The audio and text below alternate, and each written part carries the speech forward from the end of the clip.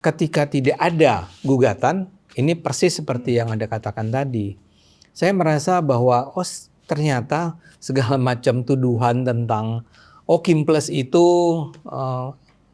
intervensi atau Pak Jokowi intervensi, bahwa mereka itu bermain curang, bahwa mereka itu bersedia mengoyak-ngoyak konstitusi bla bla bla bla, sama sekali tidak terbukti ya sekarang. Jadi semua orang yang bercerita, berhayal, membangun narasi tentang adanya intervensi dari kekuatan-kekuatan Pak Jokowi dan kawan-kawan terhadap jalannya pilkada harus selalu menggunakan contoh Jakarta sebagai bukti bahwa enggak tuh di Jakarta ya. Sebetulnya kalau saja mereka cukup bertanya kali ya dan ngecek di Kim Plus sebetulnya upayanya serius nggak sih? Ya tentu aja ada yang masih berpikir tentang ya seperti Anda katakan tadi, saya nggak tahu persis ya soal pembagian distribusi C6 dan segala macam. Tapi is it worth it gitu loh? Apakah ini masih perlu dilakukan, diulang lagi, dipelajari kembali? Itu yang barangkali Kim Plus jauh lebih dewasa kali ya orang-orangnya, para pimpinannya. Iya. Dan ya mau nggak mau kalau soal pimpinan kita akan menyebut dua nama itu, Pak Prabowo dan Pak Jokowi. Betul. Mereka yang menganggap bahwa udahlah selesai. Ya Pramono memang menangnya cukup besar lah dari Ridho ya. Barangkali bisa sih dibikin jadi 2 putaran. Tapi apa manfaatnya, apa tujuannya?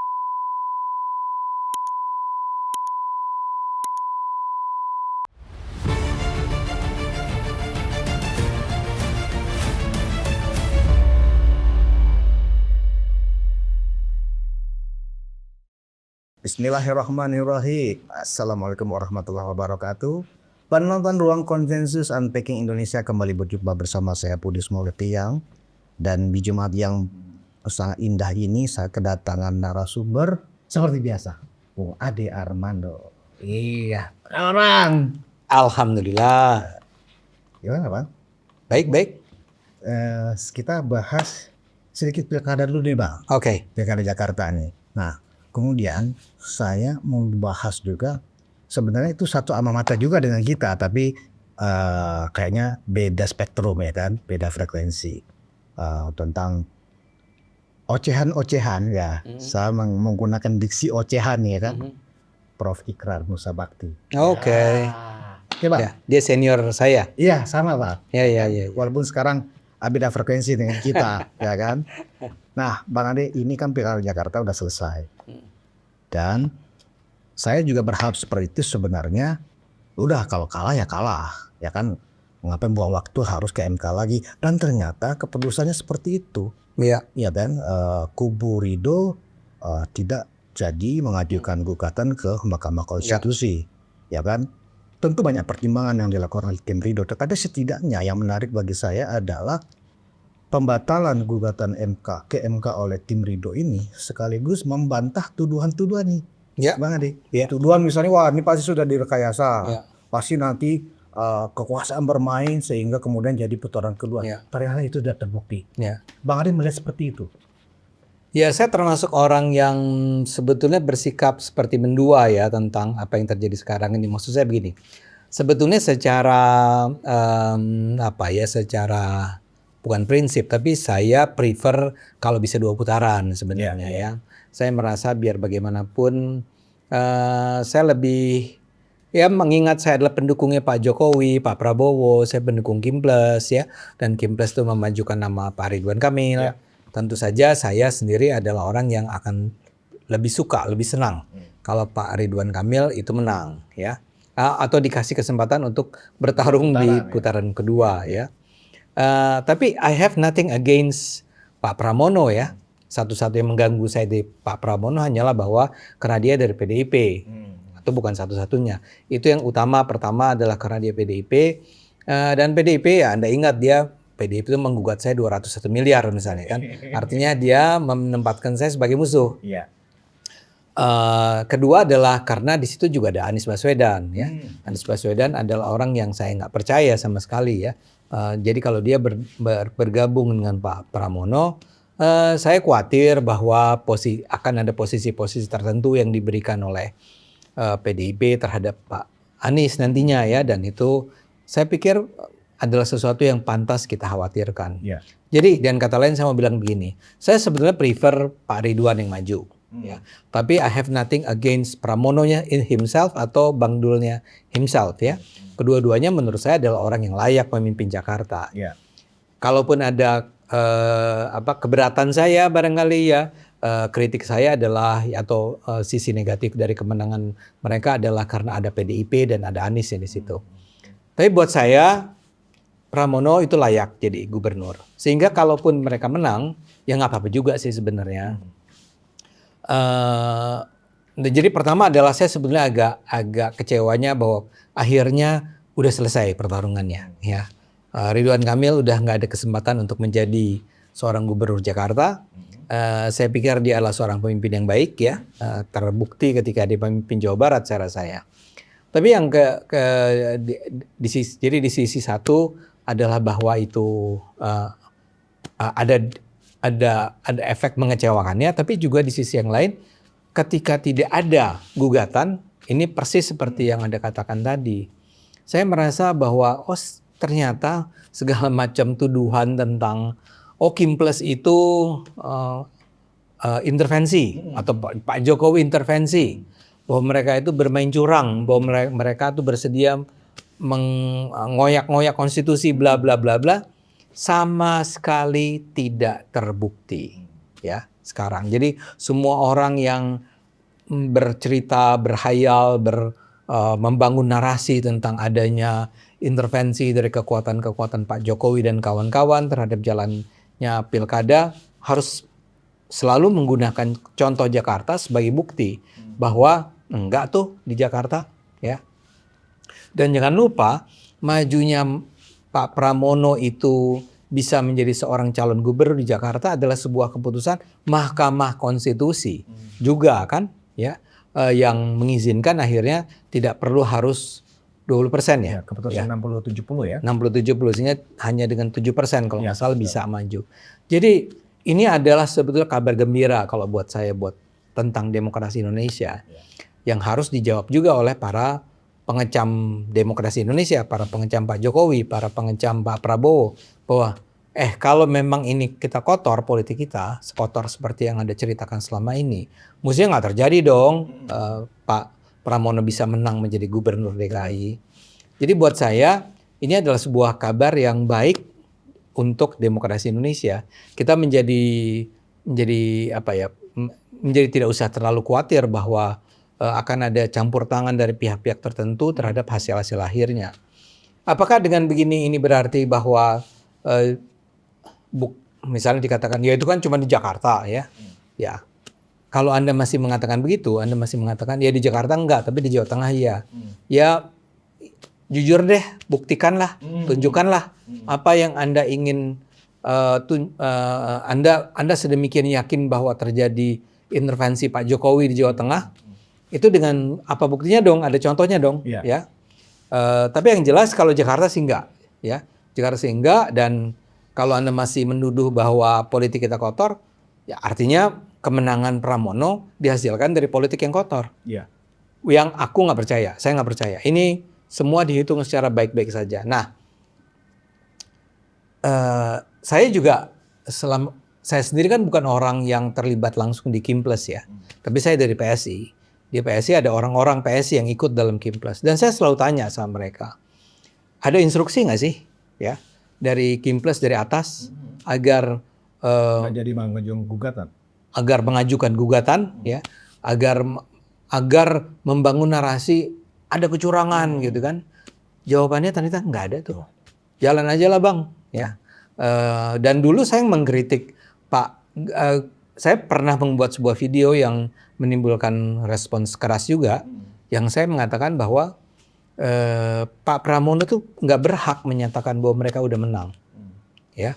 Kalau mengatakan bahwa menurut perhitungan kami ini unggul, itu kan terjadinya begitu hanya satu hari sesudah pilkada selesai. Ingat nggak yang sampai malam itu dibuat sebuah pernyataan? Menurut saya itu nggak gitu dong, jangan gitu cara ngomongnya ya. Karena dengan mengatakan bahwa hanya berdasarkan hitung-hitungan kalian, kami menang berapa 50,07 itu adalah sesuatu yang berlebihan bukan karena apa-apa, tapi karena 50,07 itu, 0,07 itu kalau diterjemahkan menjadi angka, ya itu hanya sekitar 3.000 suara. Iya, iya. Jadi mungkin nggak dalam pemeriksaan berikutnya oleh KPU ternyata ada persoalan dengan 3.000 suara tersebut. Misalnya saja taruhlah ternyata ada sejumlah TPS yang harus diulang kan mungkin sekali terjadi sehingga akhirnya angkanya nggak 3.000 suara, dikurangi 3.000 suara udah 50,00. Iya. Nah, ketika 50,00 Anda harus ulang si pilkadanya itu. Jadi ketika itu saya mengatakan bahwa nggak bisa tuh ya Pak Pramono dan kawan-kawan di sana untuk udah langsung menyatakan bahwa kami sudah menang. Belum ya. Bahwa menurut perhitungan kalian sudah menang itu sih oke, ya. Dan ya layak saja Anda sampaikan. Tapi kalau Anda katakan bahwa Anda sudah menang itu nggak pantas untuk didengar masyarakat. Tapi saya tidak against kemenangan itu. Nah ternyata memang yang saya dengar dari teman-teman PSI yang ada di Kimples, emang nggak ada tuh permintaan agar kita mempersoalkan bahwa kita menghitung ulang ya bisa aja kan. Tapi kan pelan-pelan saya semakin yakin bahwa kayaknya sih nggak ada persoalan dengan 50,07 tersebut. Jadi akhirnya semua berjalan dengan menurut saya sih sangat baik dan kita gembira bahwa ya Jakarta akan dimulai. Walaupun sekarang ada keputusan baru dari Pak Prabowo ya, di mana dia katakan ini nggak akan lagi menjadi daerah khusus ibu kota. Ya, sehingga memang ada persoalan bahwa nanti Jakarta jadinya tidak harus berada di bawah wakil presiden kalau nggak salah. Ya, memang Bang Ade, kalau untuk Jakarta ini kalau misalnya mau dipersoalkan banyak juga sih persoalan-persoalannya dalam perhitungan suara khususnya yang akan dibuka itu adalah kalau kita lihat dari tim Ridho masalah pendistribusian channel, ya kan? Surat undangan, ya kan? Nah, dan lagian kemenangan Pramono itu kan tipis, artinya kalau kita berpatokan kepada margin of error, ya kan, peluang untuk putaran kedua sebenarnya ada. Tapi di sini yang menarik bagi saya adalah bagaimana komitmen dari Kimples, ya kan, untuk tidak memperpanjang persoalan. Artinya publik melihat sportivitas. Kalah ya kalah, menang ya menang. Nah, betul. Kalau kita lihat di pilkada di provinsi-provinsi lain, justru ya kan kubu yang tidak Kimples justru mengajukan gugatan. Entah Jawa Tengah mengajukan gugatan, Jawa Timur mengajukan gugatan, Sumatera Utara mengajukan gugatan. Artinya apa? Memang karakter sportifnya ini yang sepertinya tidak ada oleh kubu seberang, kan begitu ya kan? Nggak mau terima kalau kalah. Ya, pokoknya kalau kalah dicurangin. Kalau kan menang, berarti baru demokrasi kan? Kalahnya itu bukan kalah 0,1, bukan kalah 2%, kalahnya itu 16%. Ya. Anda ngapain? Anda mau apa lagi itu? Bayangkan Bang Ade, waktu Pilpres memang kalahnya jauh ya. Itu pun masih maju ke MK. Ya kan? Tapi mereka menggunakan strategi pendekatannya kualitatif. Ya kan begitu. Berharap ini diskualifikasi, bukan karena ada perbedaan perolehan suara. Nah, tapi Kimples kita lihat publik juga melihat ya kan bahwa partai yang bergabung dalam Kimples memang berjiwa besar. Artinya di dalam sebuah kompetisi politik kalah menang itu memang sebuah konsekuensi. Kalau kalah diterima ya kan. Kalau ingin mencari-cari mereka banyak akal kok para politisi itu ya kan. Yang paling menggelikan buat saya adalah yang bicara parcok itu loh. Partai Coklat. Keterlibatan Polri. Baru-baru ini memang saya tidak menonton diskusi ini secara utuh, jadi hanya cuplikan-cuplikannya dan saya nggak perlu sebutlah nama orang-orangnya ya. Tapi ini adalah percakapan antara orang-orang yang marah dengan hasil pilkada, terutama Jawa Tengah kan.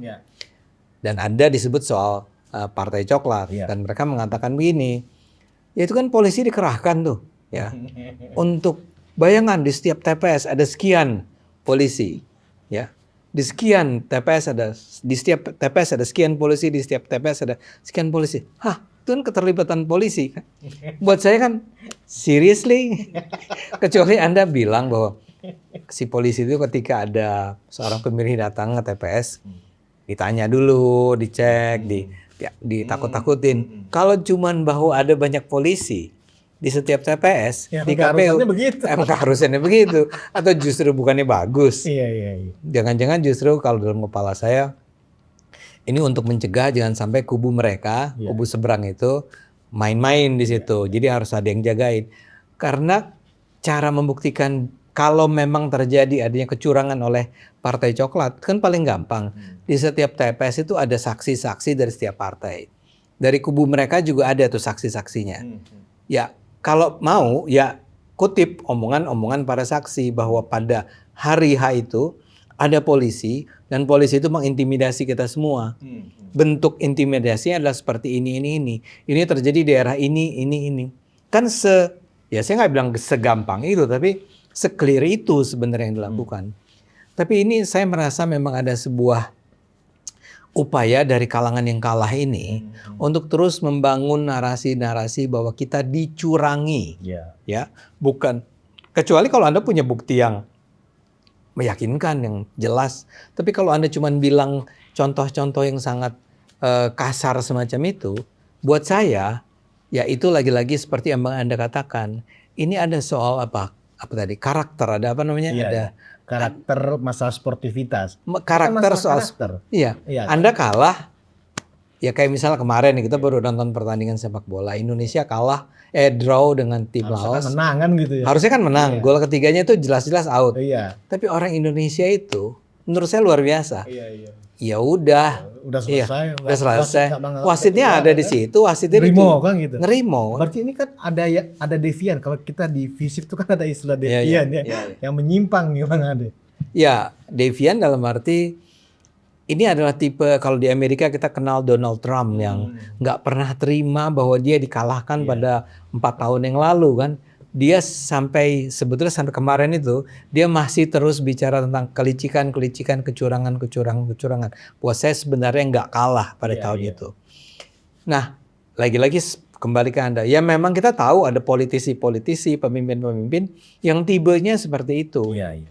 Tapi celakanya mereka itu justru menuduh yang melakukan itu. Mereka menuduh bahwa deviasi itu, kedevianan itu justru adanya di Jokowi. Justru ada di Kim Plus. Whereas mereka lah yang melakukan itu kan. Iya. Buat saya itu memang memalukan. Tapi ya apa yang bisa kita katakan? Iya, iya. Bagi mereka kalau menang demokrasi bagus.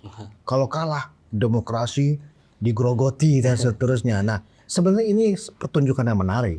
Kalau menurut kita sebagai orang yang melihat fenomena di masyarakat ini, Bang Ade, ini justru situasi yang menarik. Kenapa mendidik pemilih pemula yang mayoritas Gen Z ini yang 2030 atau next pemilu itu mereka akan ada di angka 70% peserta pemilu. Nah, dengan situasi ini mereka bisa melihat partai mana yang menang. Ya elit-elitnya ya kan punya karakter yang bagus, ya kan, karakter yang sportif, ya kan. Karena beberapa kali mereka mengajukan gugatan ya kan tentang adanya kecurangan pemilu ke Mahkamah Konstitusi, tidak ada yang bisa membuktikan. Nah, kita tunggu juga nih Bang Andi, khususnya di Jawa Tengah ya kan. Kan mereka juga menilai.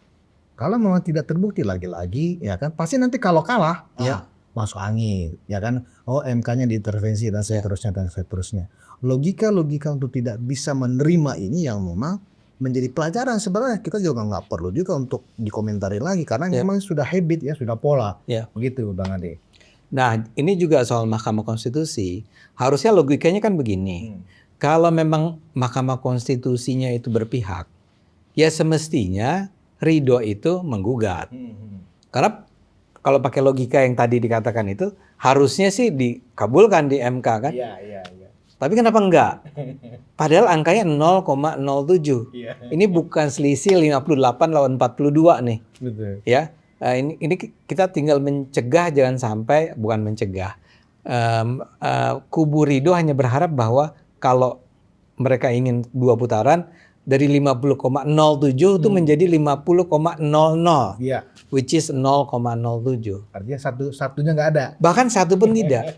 Bukan 0,7 ya. 0,07. Gampang dong kalau itu yang terjadi Mahkamah Konstitusi untuk ngakal-ngakalin. Benar. Tapi kenapa tidak terjadi? Artinya memang ya orang sana nih harus nerima lah bahwa memang semua berjalan dengan jujur kok. Ya saya nggak berani lah bilang atau nggak layak mengatakan bahwa proses pilkada di Indonesia udah bersih semua dari money politik dan segala macam. Tentu ada hal-hal semacam itu. Nah, tentang itu Bang Ade ada logika yang menarik nih, pernyataan dari kubu Kim Pramono Dul ya, bahwa memang menurut undang-undang untuk khusus untuk Jakarta itu tidak mungkin dilakukan gugatan kalau perbedaannya itu lebih dari 1%, kan begitu ya kan? Ini kan katanya lebih dari 10% nih malah 1% aja di rentang 1% baru itu layak diajukan ke Mahkamah Konstitusi. Persoalannya kan bukan tentang berapa persen rentangnya, tapi Betul. kan ada 0,7 itu 0,07%. Betul. ya kan? Betul. Artinya apa? Secara undang-undang Pak Ridho itu mempunyai kualifikasi yang pas untuk mengajukan gugatan. Kurang dari 1% itu Mas. Iya, iya. Karena kalau bisa dibuktikan yang 0,7 itu ternyata memang perlu PSU, selesai barangnya. Artinya Betul. 2 putaran kan begitu. Betul. Apalagi memang di dalam metode quick count, dalam metode penelitian sosial itu memang ada selalu batasnya margin of error. Bisa naik ke atas, bisa turun ke bawah. Nah, jadi sebenarnya yang harus kita maknai adalah pemilih ya kan atau masyarakat secara umum ini menjadi pelajaran bahwa menjadi politisi itu memang nggak hanya pintar berorasi, tapi juga harus pintar di dalam kejujuran ya kan. Dalam arti kalau seorang politisi selalu menggunakan drama ya kan, bukan drama sebagai bagian dari campaign ya kan. Nah, berarti politik selamanya akan kotor dilihat oleh masyarakat. Tapi kalau politik tidak dimaknai sebagai tidak dilakonkan dengan model drama, ya kan? Saya menduga banyak mungkin generasi muda kita akan tertarik dengan politik gitu. Oh iya. Ya kan? Tapi kalau politik terlihat selalu penuh dengan drama, ya kan? Ya lama-lama politiknya kayak sinetron. Iya. Kan tidak mendidik. Betul. Saya juga kecewa tuh dengan pernyataan dari penjelasan PDIP itu yang soal 10% itu. It's so obvious, sangat jelas, sangat nyata. Masalahnya adalah 50,07 atau 50 atau 49. Ya. Sesederhana itu kan. Ini bukan soal selisih Anda dengan Ridhonya, ini soal yang 50,07-nya itu.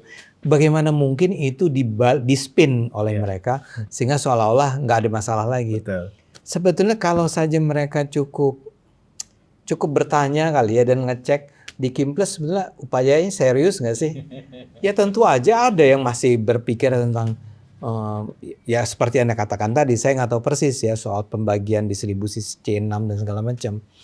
Tapi is it worth it gitu loh? Apakah ini masih perlu dilakukan, diulang lagi, dipelajari kembali? Itu yang barangkali Kimples jauh lebih dewasa kali ya orang-orangnya, para pimpinannya. Iya. Dan ya mau nggak mau kalau soal pimpinan kita akan menyebut dua nama itu, Pak Prabowo dan Pak Jokowi. Betul. Mereka yang menganggap bahwa udahlah selesai. Ya Pramono memang menangnya cukup besar lah dari Ridho ya. Barangkali bisa sih dibikin jadi 2 putaran, tapi apa manfaatnya, apa tujuannya? Jadi saya rasa rakyat Indonesia harus, terlepas dari Anda berada di kubu mana ya, harus menghormati para pimpinan kita. Betul. Dan kita harus mendorong justru pilihan karakter yang semacam ini. Ini karakter yang Anda 42 suaranya, lawan Anda 58. Anda masih merasa perlu menggugat itu ke MK. Itu lebih nggak make sense lagi. Itu lebih nggak make sense lagi. Kan sejauh itu ya. Sementara saya tahu tuh ada sebuah daerah di mana yang menang itu sekitar kayak 3-nya, yang satu 35, kedua 33, satu 31 misalnya gitu. Itu kalau itu masih mau digugat, it does make sense kan. Misalnya, karena selisih cuma 2% kan. Betul. Tapi kalau yang 158, 142, ini dianggap sebagai hasil kecurangan. Kecurangannya semasif apa sih? Dan harusnya karena mereka tidak memiliki data yang valid dan akurat, akhirnya pendekatannya adalah kualitatif kan begitu. Ya kualitatif kan harus dihitung kan. Untuk bisa membuktikan bahwa Anda itu memang menang 0,7 atau 0,1 atau 0 kan harus jelas. Itu tapi memang untuk konteks Pilkada Jakarta anyway Bang Ade, saya tetap sangat appreciate ya atas kebijaksanaan dari motornya Kimples kan yang sekarang running secara formal kan Pak Prabowo kan, ya kan, dan ada Pak Jokowi di dalamnya, ya kan. Tetapi kan Pak Jokowi kan secara formal kan tidak berpartai. Jadi kedewasaan dan bagaimana bersikap yang bisa mendidik masyarakat itu yang saya pikir harus kita apresiasi, ya kan, dari keputusan Pak Prabowo untuk menerima hasil kemenangan Pramono, karena benar juga sekarang waktu yang kita membangun lah, kan gitu. Ya. Kalau semuanya dipersoalkan, kapan kita membangunnya? Betul. Jadi Bang Ade, kita kan memang berbincang-bincang seolah-olah kita ini in part dari yang kalah, kan padahal bukan, ya. Gini Bang Ade, ini sedang berkembang juga. Memang sekarang ini di era keterbukaan informasi, keterbukaan di platform-platform media sosial, termasuk YouTube, ya kan, itu kan media sosial. Kita atau publik ini seolah-olah memiliki sebuah mall, ya kan, mall ruang informasi. Ya kan? Nah, kalau di toko-toko ada toko menjual daging, misalnya, ada toko menjual sayuran, kan gitu, ada toko menjual pakaian di mall, semuanya ada. Nah, sekarang di ruang publik, ya kan, itu publik juga akhirnya kemudian disuguhi sebuah kayak superstore juga. Oh, kalau Anda ingin berpikir positif, ini tokonya. Misalnya Ruang Konsensus, Ampeti Indonesia, Cokro TV. Tapi kalau Anda ingin toko yang bisa mengaktualisasikan sakit hati Anda, ini ada tokonya juga nih. Toko A, toko B. Kita gak usah sebut nama ya, Pak. Toko A, toko B, toko C. Dan ini sebenarnya bagus juga, sehingga pendewasaan masyarakat, pendewasaan warga sipil tentang bagaimana mencari sesuatu yang baik dan benar, itu tergantung mereka akhirnya. Gimana menurut Bang Ade sebagai pakar atau yang menekuni komunikasi politik? Ya, jadi ini kebetulan sekali nih ya. Sebetulnya apa yang Anda katakan itu mengingatkan saya pada sebuah pandangan dari salah seorang tokoh ilmu komunikasi mungkin yang sangat termasyhur di dunia ya. Namanya Jürgen Habermas. Ya, dia ini orang Jerman. Nah, konsep dia itu bukan mall. Konsep dia adalah public sphere. Public sphere ya. Public sphere itu dia bilang gini, demokrasi di Eropa itu, dia bercerita tentang sejarah tentang demokrasi, itu terjadi justru dari bawah, dia bilang. Bukan karena perubahan di elitnya, di bawah. Ketika orang memperoleh kesempatan untuk mengutarakan pendapatnya secara sangat bebas. Karena itu dia bilang menjadi penting tidak ada intervensi dari siapapun. Maksud dia adalah jangan government sampai melarang-larang. Jangan sampai kekuatan modal melarang-larang. Tapi dia bukan mall ketika itu. Dia bicara tentang kafe. Ya, kalau di Padang tuh apa ya? Tempat ngobrol-ngobrol tuh apa? Lapau. Ya. Orang datang ke lapau atau orang datang ke kafe kalau di Eropa. Terus ada satu orang ngomong, ditanggapi oleh yang lain nggak kenal atau temannya barangkali semula, tapi ada juga yang nggak kenal, dan riuh jadinya di kafe itu. Saya berpikir begini, saya berpikir begitu, dan itu bebas disampaikan secara terbuka. Nah, orang ada yang cuma dengerin kan, dan mungkin sebagian besar tuh orang mendengarkan. Oh, si Ade itu ngomong begitu. Oh, si Eno tuh ngomong begitu. Oh, si Budi itu ngomong begitu. Bla bla bla bla bla. Ya. Dan kemudian mereka akan tiba pada sebuah kesimpulan. Yang paling benar ini adalah Zulfan. Gitu kan? Mungkin dia ngomongnya sebentar aja. Tapi benar pendapat dia. Tapi Zulfan ini jangan dipotong-potong. Si Eno jangan dipotong-potong ngomongnya. Biarkan dia ngomong dulu. Nah, ini kan seperti mall yang Anda bilang tadi. Kita datang ke mall, ada pilihannya. Saya jalan nih, jangan daging sama pakaian, sama-sama pakaian nih. Betul. Yang ini jeans, yang ini jeans, yang satu Levi's tapi yang satu jeansnya Lea atau apa. Kan saya lihat harganya, lihat orang berjualan, terus Anda memutuskan, well ya menurut saya sih yang paling layak buat saya sih yang Levi's, misalnya gitu kan. Betul. Nah, bayangkan kalau ini terjadi di dunia politik. Ya. Masalah dengan dulu di zaman Orde Baru tuh kan adalah bahwa yang boleh ngomong cuma satu. Ya. Ketika ini masuk ke reformasi, mulailah terjadi kebebasan. Dan kebebasan akhirnya orang serba ngomong. siapapun bisa ngomong. Saya sebagai orang komunikasi mungkin beda pendapat dengan banyak orang yang khawatir, ya. Saya termasuk orang yang senang dengan kehadiran mall atau kafe itu. Memang pendapatnya sering nggak masuk akal. Ya. Ada aja gitu yang bilang, ya misalnya contohnya lah, Jokowi itu sebenarnya nggak lulus SMA misalnya. Iya. Sekarang lagi direbutin lagi. Terus lagi, mana itu ijazahnya? Bahkan ada menyayembarakan juga. Gibran juga kan? Siapa yang bisa membuktikan ijazah Jokowi palsu akan saya kasih sekian M. Baru lagi. Lawannya juga bisa kan? Iya. Kalau ternyata Anda bisa membuktikan bahwa itu benar, ya, saya kasih sekian M, bla bla bla. Buat emang mengesalkan, melelahkan, mencapekkan, karena kita terpaksa dengar pendapat-pendapat yang nggak masuk akal, kayak misalnya, demokrasi kita udah diobok-obok.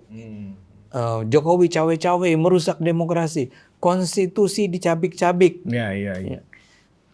Kalau saya ada di depan Jokowi pengkhianat. Jokowi pengkhianat. Kalau saya di depan orang itu, tapi saya harus punya hak untuk bicara. Di mana ya dicabik-cabiknya gitu kan? Di mana ya terjadinya pengkhianatan terhadap konstitusi? Dan orang itu harus menjelaskan dong. Tapi orang bilang, tapi menjadi kacau nih masyarakat. Buat saya justru tidak.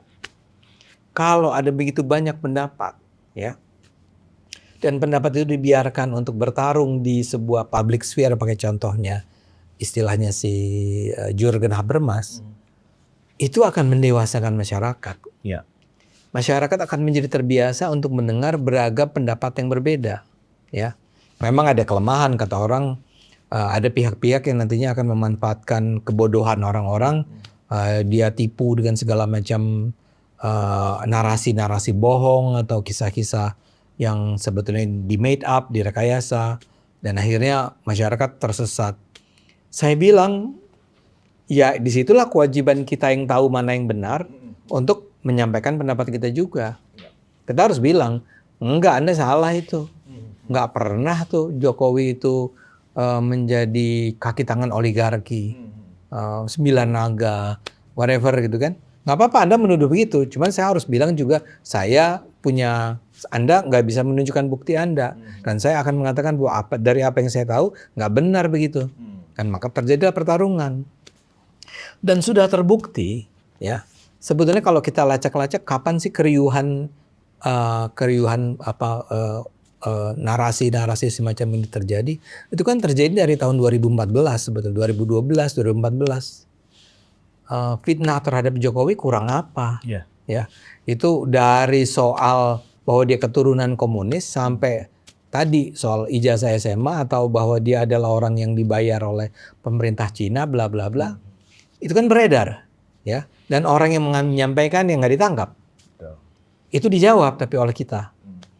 Ternyata Jokowi menjadi orang yang selama 10 tahun menjadi presiden Indonesia. Dan di akhir masa jabatannya ketika dia akan turun, dia dikatakan bahwa, saya lupa angka, 75% kali masyarakat Indonesia bilang mereka puas dengan kepemimpinan Jokowi. Jadi saya mau bilang, it's okay bahwa orang tuh menyerang terus dengan segala macam sumpah serapah mereka.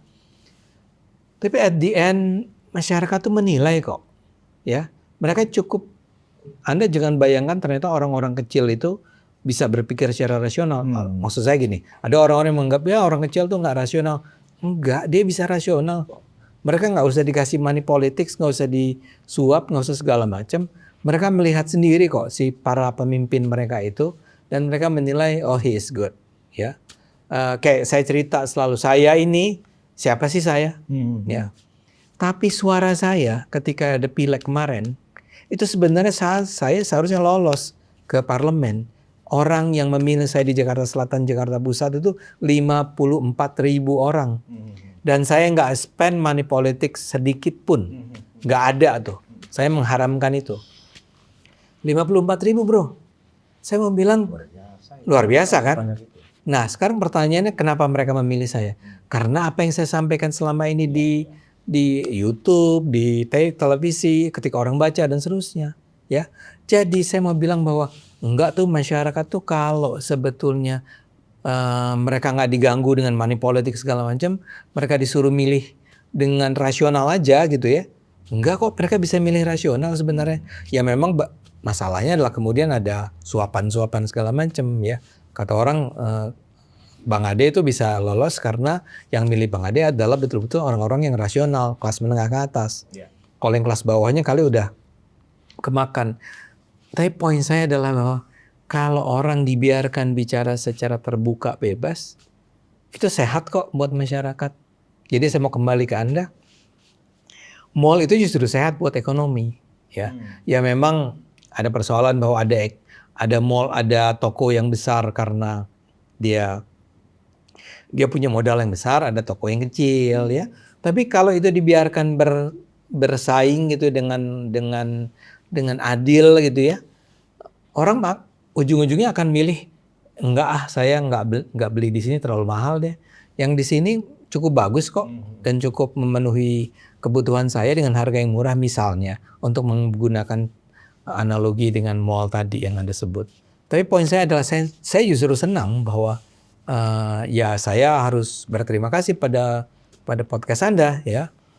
Dan saya sih merasa bahwa Anda juga nggak mengundang orang hanya karena orang itu akan bicara sensasional kan. Saya merasa bahwa saya diundang ke sini karena Anda merasa saya berpikir secara rasional ya.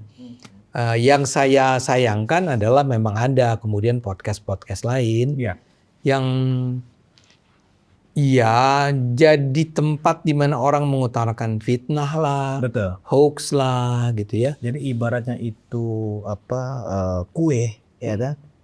Ada kuenya kue fitnah, ada kuenya kue hoax, ada kuenya kue kebencian, ya kan? Ada kuenya kue membalaskan sakit hati dan seterusnya. Nah, ada juga toko, ya, toko yang menyajikan kue akal sehat, kue rasionalitas, kue objektivitas, kue yang memperluas wawasan dan seterusnya. Nah, untuk sejumlah nama, saya berani mengatakan misalnya begini. Kita sebut nama misalnya kayak Abraham Samad, kayak Rocky Gerung, Heru Subono, kemudian Ikrar Nusa Bakti, ya kan? Itu kan nggak apa-apa, kalian bicara aja di sana dengan kue-kue yang tadi, kue fitnah, kue hoax, nggak apa-apa.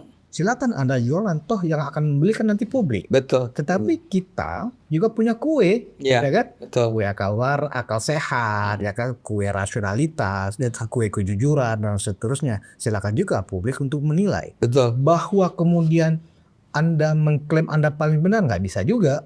Bahwa semuanya serahkan kepada publik, kan begitu Bang Ade. Tetapi kalau hanya kue Anda aja yang buka toko, kami nggak buka toko, kita khawatirnya ada penyesatan. Betul. Pada masyarakat. Justru gimana Bang Ade? Ya justru itu harus Anda nggak boleh capek.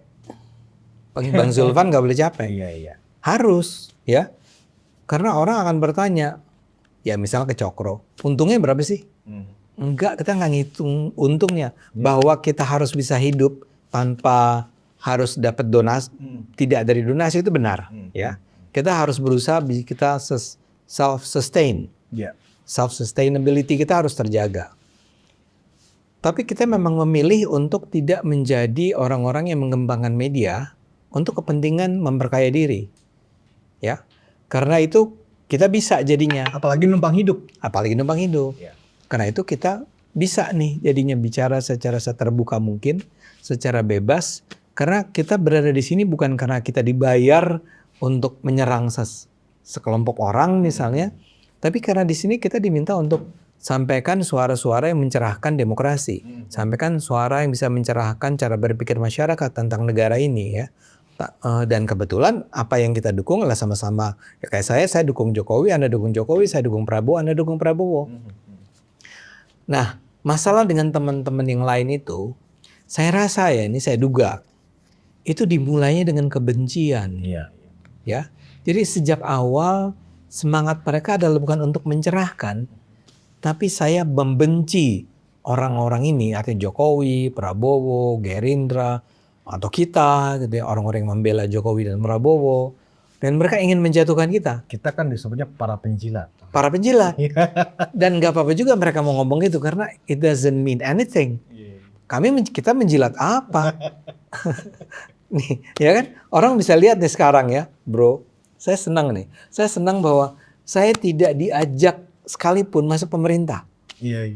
Tidak sekalipun. Misalnya ditawari, mau nggak jadi, I don't know, asisten menteri, whatever. Ya, karena kemungkinan jawaban saya adalah enggak. Tapi artinya apa? Kita nggak dapat apa-apa kok dari ini semua. Kan orang ingin dengan gampang menuduh kita buzzer yang dibayar. I don't know, kita dibayar berapa sih? Tapi saya akan bilang enggak tuh, ya. Nah, sehingga kalaupun kita mengkritik, misal saya kasih contoh, saya mengkritik PDIP. Waktu itu terjadi karena saya kan pendukung Ganjar, tapi PDIP memperlakukan Ganjar di masa itu dengan cara yang sedemikian rupa sehingga dalam pandangan saya orang menjauh dari Ganjar. Contohnya Piala Dunia kan. Makanya saya kritik PDIP. PDIP-nya marah ke saya kan. Jadi poin saya adalah ketika saya mengkritik PDIP, it's not that because saya hate them. Bukan karena saya membenci mereka. Saya ingin orang publik nih yang menonton kita nih berpikir, oh gitu ya. Dan penonton Anda nggak harus setuju dengan saya, nggak harus setuju dengan acara ini. Tapi at least Anda mendengar argumen kami itu ini. Ya. Dan ini kita lakukan karena kita sejak awal melakukan ini semua bukan karena kita ingin untuk menghancurkan atau menjelekkan atau karena kita membenci Megawati, membenci PDIP, membenci Samad atau siapapun gitu ya. Enggak gitu. Saya tuh senang bisa misalnya ketemu dengan tadi Anda sebut Ikrar Nusa Bakti. Saya suka pusing mikirin pendapat dia gitu ya. Atau dengan Rocky Gerung ya. Kenapa pusing banget? Pusing aja. Ya Allah gitu kan. Tapi kalau kita ngobrol, ya kita ngobrol aja. Dan mungkin dia juga pusing lihat saya. Tapi saya melihat secara konsisten, mereka itu berbicara atas premis yang udah salah nih mengenai Jokowi, mengenai Prabowo. Dan itu karena mereka udah membenci. Karena udah membenci, ini sama aja dengan orang yang kita sebut kadrun dulu. Di zaman-zaman 2014, mungkin 2019, yang menggunakan agama untuk mengatakan bahwa jangan terima Jokowi karena dia itu anti-Islam. Lu dapat dari mana ide tentang Jokowi itu anti-Islam? Ya enggak?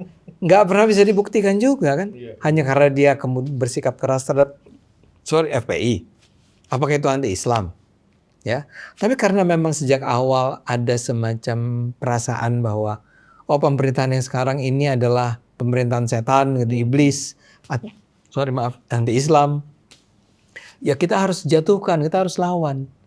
Nah ini yang untungnya tidak ada dalam diri saya dan kawan-kawan, dan mudah-mudahan Anda juga, dan mudah-mudahan Bang Zulfan, kawan-kawan dari kubu-kubu yang sekarang mendukung pemerintahan Prabowo.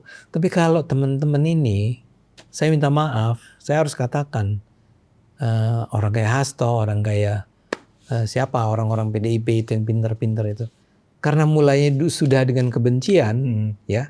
Jadi kalau Anda membenci ini kayak seorang istri atau seorang suami yang marah karena dikhianati, merasa dikhianati karena istrinya atau suami meninggalkan dirinya, apapun yang dilakukan orang itu akan salah. Ini nggak sehat buat masyarakat. Kalau saya sih mengistilahkan mereka itu sedang memproduksi bias objektivitas. Bias objektivitas. Jadi dia memang memproduksi itu, Bang Ade, ya kan? Misalnya kayak Ikrar Nusa Bakti lah, nyata ya. Kayak Abraham Samad tuh saya. Beda dengan yang dilakukan oleh teman Rocky Gerung, ya kan? Atau harus bermak. Itu buat nama yang terakhir mungkin mereka backgroundnya bukan sakit hati, tapi karena ketidaksukaan aja barangkali. Tapi kalau dua yang pertama itu lebih kepada unsur sakit hati. Ikrar dan Samad, ya kan gitu. Nah, jadi saya pikir kue-kue yang mereka tawarkan ke publik dengan speak up mereka yang seperti itu nadanya, ya itu silakan tuh hak mereka, ya kan. Nah, makanya di podcast seperti kita, ya kan, kita juga berusaha untuk meluruskan aja. Iya. Jangan sampai kemudian seolah-olah publik, gue mau nyari toko yang kira-kira nggak seperti itu atau yang bisa ada pertimbangan nggak? Ya, ya. Nggak ada. Nah, ketika ada tokoh-tokoh seperti Cokro TV, tokoh-tokoh seperti Unpacking Indonesia, ada ruang konsensus, ya kan? Dan seterusnya, minimal, ya kan? Bias objektivitas yang mereka produksi itu, ya kan? Ya itu adalah racun, ya kan? Tidak dikonsumsi oleh publik secara Ya. hanya satu aja karena tidak ada pilihan lain, gitu lah. Saya setuju. Ya antara lain memang tugas kita adalah begitu mereka mengembangkan, menyebarkan, menyampaikan pendapat-pendapat yang kita pikir nggak gitu dong. Jadi misalnya kayak tadi tuh, yang jangan bilang Jokowi itu antek oligarki sembilan naga dong. Kan kita harus melakukan itu. Tapi ngomong-ngomong saya jadi agak heran. Tadi Anda bilang bahwa orang seperti Ikrar Nusa Bakti itu dimulai oleh apa? Kebencian atau apa tadi? Sakit hati kalau menurut saya sih. Tapi gimana dia Walaupun sakit dia hati? membantah dia nggak sakit hati.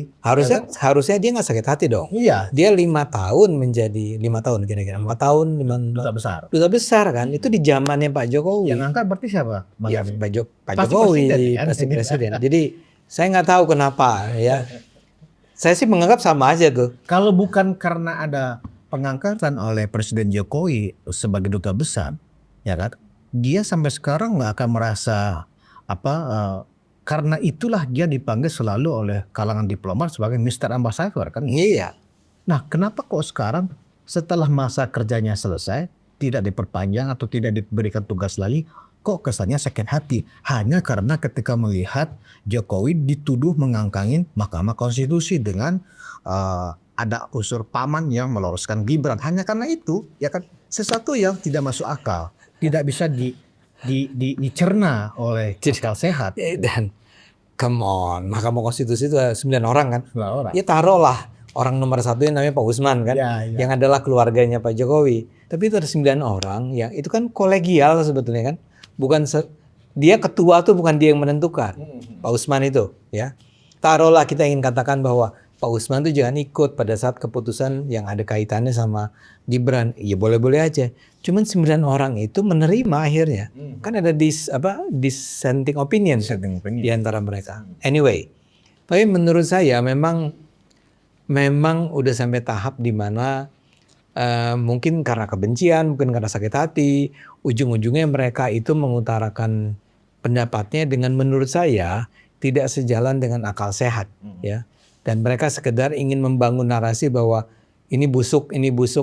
Untung Pak Prabowo enggak ya. Ya. Mereka enggak berani ini kayaknya ke Pak Prabowo. Jadi karena Pak Prabowo-nya enggak, ya Jokowinya aja. Dan Gibrannya, dan Kaisangnya. Dan kami di PSI jadinya jadi korban juga kan. Nah, dan itu memang jawabannya adalah, ya itulah kenapa si Jurgen Habermas bilang, itulah kunci demokrasi, dia bilang. Landasan demokrasi itu ya itu, si kafe-kafe itu, di mana orang bisa bicara apapun.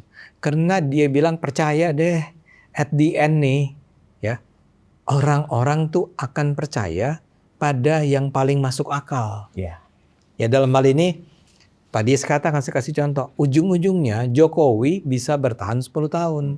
Ya, sekarang ketika Jokowi sudah tidak berkuasa, dihajar lagi. Untuk tujuan apa saya nggak ngerti. Ya, apalagi kemudian kemarin saya terlibat dalam sebuah diskusi yang bicara tentang apakah kita perlu percaya sama media massa. Ya persoalannya adalah kemudian ketika saya bicara tentang arti penting kemerdekaan berbicara, orang kemudian menyebut misalnya contohnya majalah Tempo, ya. Majalah Tempo ini majalah yang saya sendiri adalah ketika saya ngajar di kampus, saya menggunakan Tempo sebagai contoh tentang majalah yang investigative reportingnya di masanya itu sangat bisa diandalkan gitu ya. Tapi kemudian orang sekarang bicara tentang apa tuh acara dia, podcast dia di Bocor Alus. Kemudian gimana orang bisa percaya dengan Bocor Alus? Atau gimana orang bisa percaya bahwa Tempo itu menjalankan profesionalisme atau profesionalitas jurnalisme dengan benar? Ketika orang cuma ngomong tentang, saya dengar dari sebuah sumber di Kementerian Keuangan bahwa saya dengar dari sumber di Gerindra, ada tokoh-tokoh Gerindra yang cerita sama saya bahwa mereka ketemu dengan Prabowo, mereka ketemu dengan Jokowi, dan di sana mereka ngomong gini. Siapa orangnya? nggak mau dia sebut. Berlindung di balik undang-undang pokok pers, ya kan, melindungi narasumber kan gitu. Betul. Tapi itu pun sebetulnya hakim bisa memaksa orang untuk bicara. Tapi poin saya adalah, ya karena lu nggak belajar tentang jurnalistik, itu betul-betul adanya para jurnalis mengizinkan bentuk anonymous source itu hanya betul-betul dalam rangka mencegah jangan sampai si source itu mati atau diculik atau dipenjara dan segala macam. Tapi itu adalah sesuatu yang tidak boleh dilakukan begitu saja setiap saat.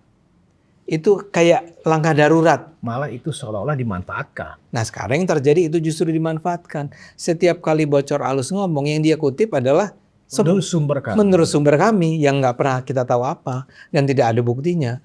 Buat saya itu adalah contoh tentang, ya dalam kalimat-kalimat kasar saya adalah, ya jurnalisme yang Anda berkhianat terhadap prinsip-prinsip dasar kemerdekaan pers.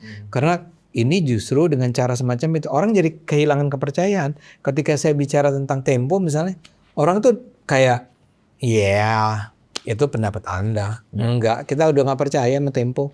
Saya pikir Bang Andi, kita kan adalah praktisi komunikasi ya.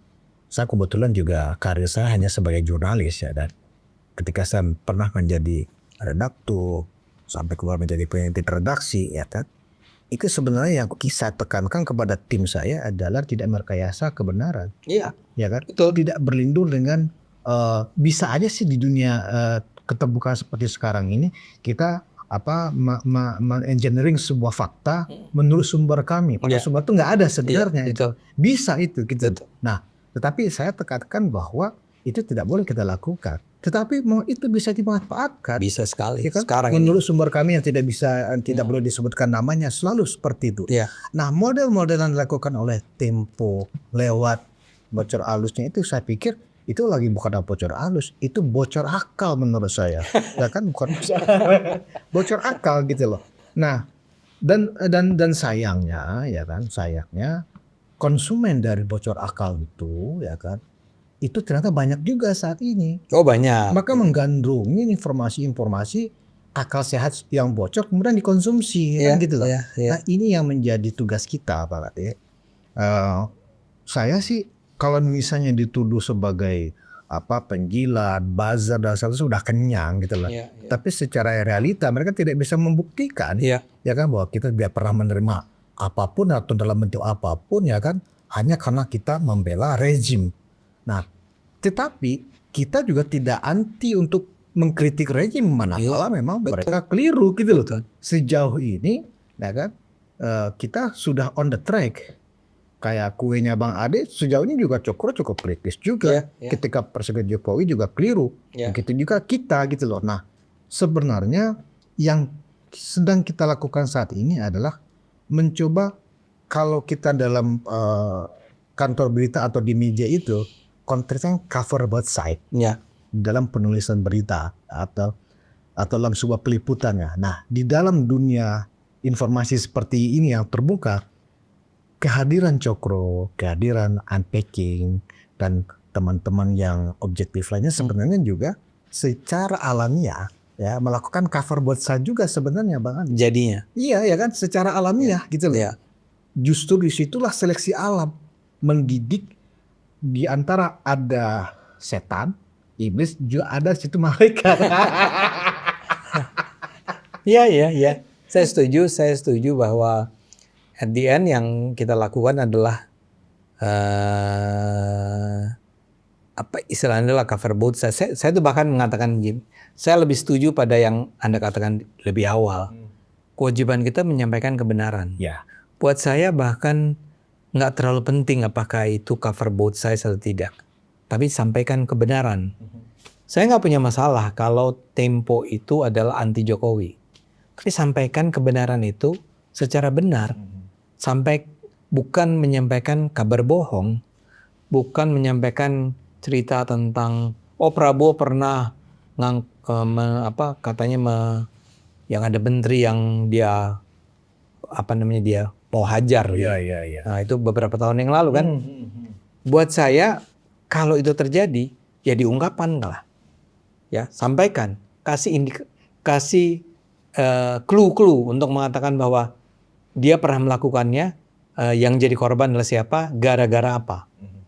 Dan apakah itu pantas dilakukan oleh seorang calon presiden atau tidak? Atau seperti Tempo juga pernah isukan Presiden Jokowi marah-marah kepada ketua KPK, ya kan, nada tinggi dan seterusnya, ya kan. Ya. Tapi lagi-lagi sumbernya katanya entah sumber kami lah.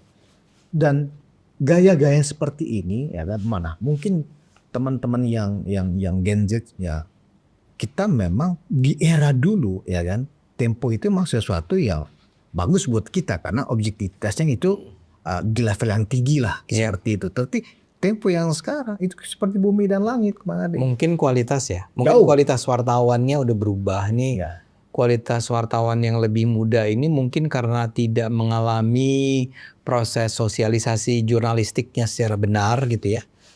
Mereka betul-betul menyangka bahwa there is nothing, nggak ada problem dengan cara-cara berpraktek jurnalistik semacam itu ya. Atau juga mungkin karena desakan industri media, ya. I don't know. Ya kan? Aku sih masih berharap bahwa, karena gini, kalau itu udah sampai karena dia dibayar untuk melakukan itu udah kayak ya memang apalagi yang mau diharapkan. Ya maksud saya mungkin dalam rangka survival aja secara. Ya itu kan itu yang paling buruknya ya.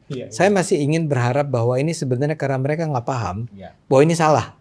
Bahwa Anda seharusnya tidak melakukan itu. Tidak sesederhana bahwa nggak bisa. Barangkali Anda memang datang ke gedung DPR, kemudian Anda ngobrol dengan seorang anggota DPR, dan selalu bayangkan anggota DPR ini lihat, ada anak Tempo datang nih, gue sampein sesuatu deh. Terus si anak Tempo yang bilang, ini bisa dikutip nggak? Ya janganlah, nih. Tapi dia bohong sebetulnya. Mungkin nggak itu terjadi? Kalau mungkin. saya punya wartawan seperti itu, ketika dia melaporkan ke saya, ada narasumbernya anggota DPR, namanya si ini, dia ngomong begini bang, gini-gini, tapi dia nggak mau disebutkan namanya. Oke, itu berarti nggak layak berita. Saya sampaikan begitu. Kecuali Anda punya bukti lain. Iya. Jadi nggak cuma omongan ini, tapi juga ada omongan yang lain, ada bukti yang lain, ada data segala macam. Saya itu belajar buat orang yang pengen tahu praktek itu misalnya di Amerika Serikat. Anda harus nonton film yang namanya All the President's Men.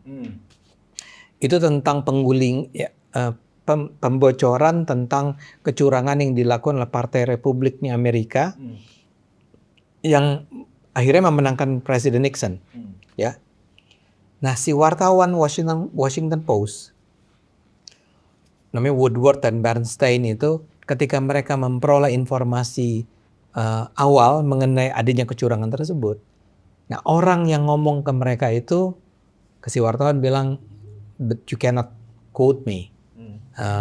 Nggak boleh saya disebut namanya. Ketika dia pulang ke redakturnya bilang, yang persis Anda bilang, nggak bisa. Ini kata siapa? Kata satu orang. Orang itu siapa? Ini juga orang dalam. Nggak bisa. Kamu cari informasi lain yang bisa membuktikan bahwa omonganmu itu benar. Jadi dia harus turun lagi, nyari lagi ke pustakaan, ke ini, wawancara orang lain, bla bla bla bla, sampai akhirnya puzzle-nya mulai kelihatan. Dan ketika puzzle-nya mulai kelihatan, si redakturnya bilang, oke, kalau udah begini, Anda masih mau ngangkat, silahkan. Karena ini mungkin benar. Jadi poin saya adalah, nggak bisa cuman karena Anda datang ke gedung DPR, Anda ketemu dengan seorang anggota DPR bercerita bahwa ini ada upaya tertentu nih dari Pak Presiden Prabowo untuk menghabisi anggaran bla bla bla bla bla. Tapi Anda nggak bisa sebut saya. Terus dia datang ngomong sama sesama wartawan dan live atau rekaman ya. Iya, menurut informasi saya tuh gini. Nanti yang satu lagi bilang, gue juga dengar begitu. Terus kami harus percaya dengan itu semua. Saya nggak mau bilang bahwa kalian tuh pembohong. Enggak, kalian mungkin niatnya baik, niatnya jujur. But you are not supposed to melakukan itu. Anda tuh nggak boleh begitu cara kerja jurnalistik.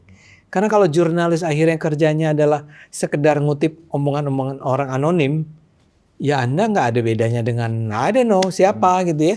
Iya, itu yang saya maksudkan, itu bagian dari bias objektivitas itu. Iya. Di media, kita sebagai pelaku media, pengalaman saya Bang Ade, kekuatan kita adalah pada verifikasi.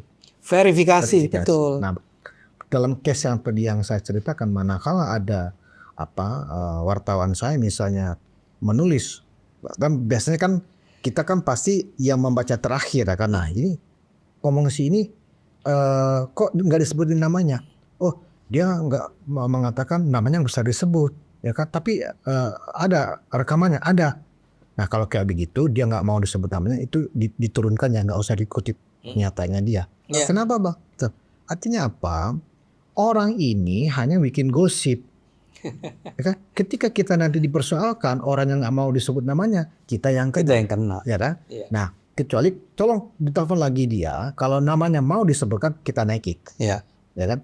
Dan ternyata setelah ditelepon si sumber itu, si anggota DPR tidak mau disebutkan namanya. Ya, Nah ya. artinya kan informasi dia tidak terverifikasi. Ya. Sebuah media, ya kan? Sebuah media berita tidak ada semacam filter untuk verifikasi sebuah materi, itu berarti media itu tidak kredibel. Nggak usah diterima, nggak Tidak usah bisa dipercaya. diterima, gitu loh. Nah, jadi Bang Ade, Saya mau kasih contoh yang tadi Anda bilang. Iya. Kalau si anggota DPR itu terus bilang bahwa, nih gue ada buktinya nih. Tadinya anggarannya sekian. ya, Setelah melewati kantor ini, tiba-tiba jadi membengkak dan udah ditentukan bahwa yang nanti akan menjalankan ini adalah si ini. Tapi jangan quote me on this ya. Tapi saya bisa kasih data ini. Nah ketika itu, kalau saya jadi redaktur, saya muat. Ya kan? Karena ada sebuah bukti yang verified. ya, Yang verified, yang Anda bilang, makanya penting verifikasi. Tapi kalau cuma orang ngomong-ngomong, omon-omon kata orang, kalau omon-omon ya nggak usah lah. Emang seru sih kedengarannya, ya. Oh, ada parcok lah, partai coklat, apalah segala macam. Jadi Bang Ade, memang kita secara spesifik kita tidak membahas isu apapun tentang dinamika politik selama sepekan terakhir, tetapi yang kita bahas, kita diskusikan ini adalah bagaimana kita mendidik publik, Iya. ya kan? Di tengah arus informasi yang begitu liar saat ini, yang bisa didapatkan dengan sangat mudah dari gadget, ya kan?